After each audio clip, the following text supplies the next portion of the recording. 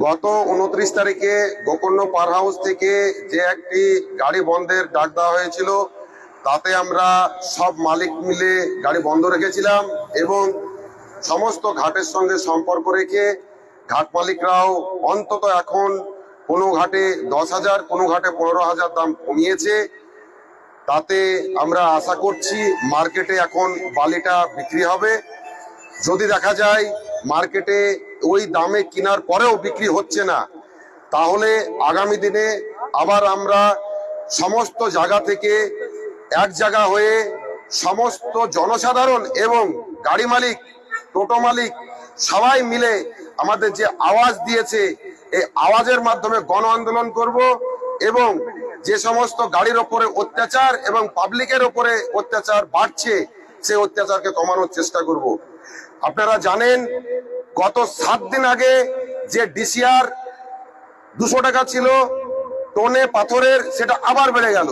বীরভূম থেকে আমাদের ভাই সেটাকে নিয়ে স্ট্রাইক ডেকেছেন, দেখা যাক সেটা যদি পুনরায় 200তেই রাখতে পারে ভালো।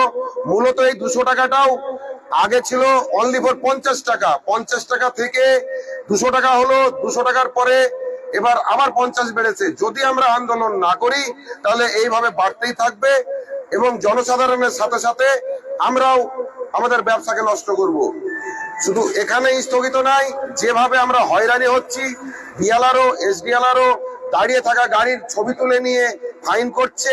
কয়েক জায়গায় কথা বলেছি, ওনারা বলেছেন যে আপনারা শিডিউল মেনে চলুন এবং চালান নিয়ে চলুন। আমরা গাড়ি মালিক, আমরা সবাইকে বলেছি আমরা চালান ছাড়া লোড করব না। যেসব ঘাট লিগ্যাল সেখানে আমরা চালান নিয়ে গাড়ি চালাবো, ওনারা কোনো ডিস্টার্ব করবেন না। এদিকেও একটা আমরা লাভবান হচ্ছি।